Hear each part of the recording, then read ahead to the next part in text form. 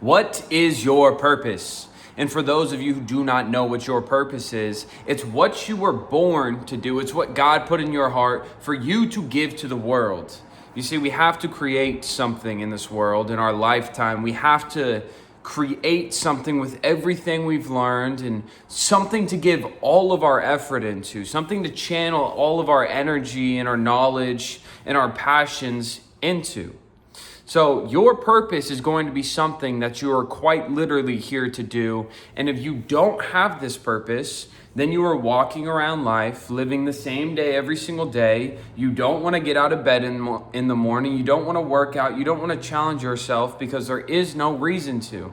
If you don't have this purpose, what's the reason for me to go run 10 miles if I'm not training for something? If I'm not trying to get better, there is no point. So you see, once you find your purpose, everything has a point. Everything is either going to be pushing you towards that purpose or pulling you away.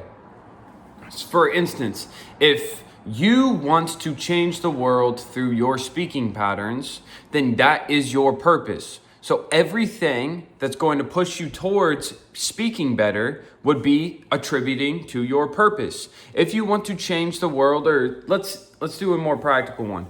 If you want to become the best football player in the country, everything that would be putting you towards that would be watching film, weightlifting, running, practicing, working on your footwork, and everything pulling you away from that is going to be drinking, partying, watching YouTube, if it's not obviously for football. Like everything that's not attributing to that, you have to take out of your life. And it becomes easier because you have the set goal in mind. You have your purpose.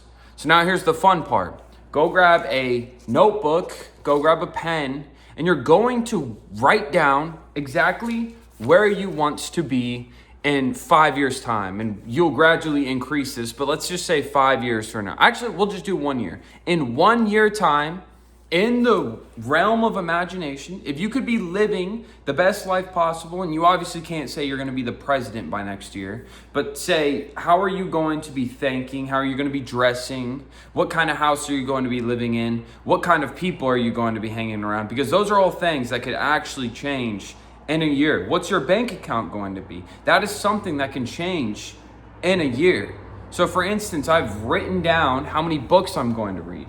And as you can see, it's gradually increased, and I have more books in front of me and I have more books to the right. But that all started because I said I was going to start reading. That was my future plan. I was going to be somebody who reads a lot. I said I wanted to start dressing a certain way, and I started dressing that certain way. I said I wanted to get better at speaking, and now I can speak for 3 minutes and 10 seconds. I could barely go for 10 seconds before. But you see, as you begin to start walking towards this purpose, then you begin to just start pulling more and more things with you that are going to help you. Like me getting better at speaking, I have to start reading more. I have to start writing more. I have to start listening to well-pronounced speakers more. I had to start learning higher levels of vocabulary more. You have to start channeling everything in to this certain end goal. So once you get your notebook and your pen, I want you to get it down to a T. Figure out exactly what you're going to do. Figure out from the second you wake up to the second you go to bed, every single day, what you're going to do. For an example, my old one about a year ago was I was going to wake up and I was going to go on a walk. I'm not going to go on my phone. I'm going to wake up, instantly go outside and go on a walk, get my brain cleared, eat some food, and that would be roughly about an hour after waking up. I would then go on my phone, and then I would go to the gym. Then I would come back. I would start doing school. I would read a little bit. I would meditate a little bit, and then I would go to work. So that was my dream life. That was quite literally my dream life. And the fun thing about this is you begin to start living your dream life. Because before, though it may seem that this is more pleasurable, I would wake up and I would lay in bed for the first 3 hours of the day on my phone, scrolling TikTok, and just be so much further behind. And I wasn't even doing stuff that I wanted to do. You see, when you're laying in bed on TikTok, that's not what you want to do. You're just you're feeding your dopamine receptors, but that's not actually real dopamine. That's not what you actually get enjoyment, like true enjoyment from doing. So by doing this, you're forming a structure. This is your map. And I know that if I read every single day, it's so out of the norm these days that if I read every single day for a year, I'm going to be that much better than other people who do not read. I'm going to be setting myself that much further apart from those who do not read. And another, if I go on a walk every single morning without going on my phone, I know I'm going to be able to produce more throughout the day. I know I'm going to be able to think more coherently throughout the day, because walking, letting my brain wake up before I'm on that, letting my brain wake up before I'm taking caffeine, and then I go instantly into a workout. A lot of people work out, a lot of people don't. So I'm separating myself, especially if I'm working harder, especially if I'm more consistent than those who are going to the gym. I'm separating myself again amongst another group of my peers. So by doing all of these, you're challenging yourself, but it's providing a structure that you actually want, because you have a structure, but it's something you don't want. Waking up in the morning and going on TikTok forever is not something you want to do, even though it may feel like it sometimes. So once you figure out exactly your dream life from the morning to the night, I want you to then write down where you're going to be in 10 years. And this is goals in mind. Like my goal right now could be, I want to be speaking on a stage in front of 10,000 people. I want to be speaking on a stage even in front of 1,000 people.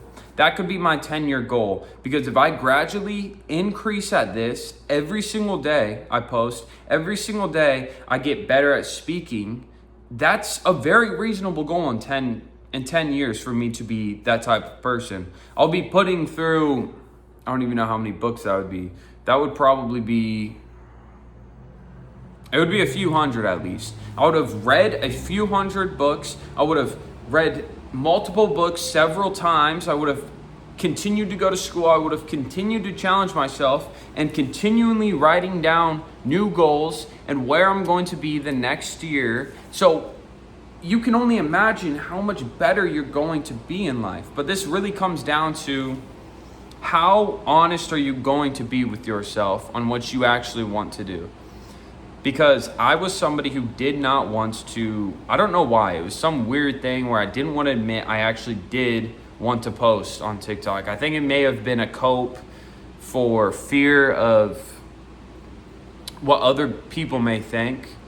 You know, if I post and I fail, then other people are going to judge me. So to restrict myself from this fear of embarrassment and fear of failure, if I say I don't even want to do anything, it seems like I still have some sort of control, because it's not even something I want to do. But I mean, you're going to be left unfulfilled. You're going to be living a life you don't want to do, when you could just live the life that you do, when you could just do every single day what you want to do in life. So the choice is, do you want to suffer for doing nothing in life and working every single day towards something that you don't want, or do you want to be working every single day towards something you do want? I mean, it's obvious. When you can separate yourself, when you can make this clear distinction between, I'm doing something that I want to do, though I may get laughed at, though I may fail, I'm still doing something I want to do. And on the contrary, I'm doing something I don't want to do, and though I may laugh at, though I may fail, I'm still doing something I don't want to do. So why don't we just transfer it? Why don't we just trade it?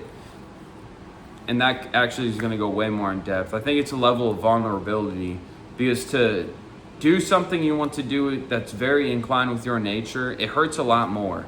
Like they say, a joke hurts more if you know it's true. So them telling me that I messed up when I'm doing something that I actually want to do hurts a little more than them telling me I messed up when I'm doing something that I don't want to do. But if you can actually go down to the depths, if you can put in the work, if you can write down and figure out where you're going in life, if you can form this structure and have a clear, defined objective at the end, the sky is quite literally the limit. If you can figure out what you want to do and just put in the work, it takes maybe 5 minutes.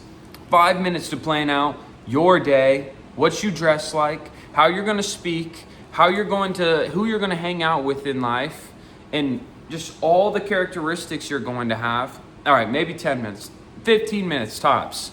And you could quite literally start changing your life. So please give it a shot. And that's all, friend.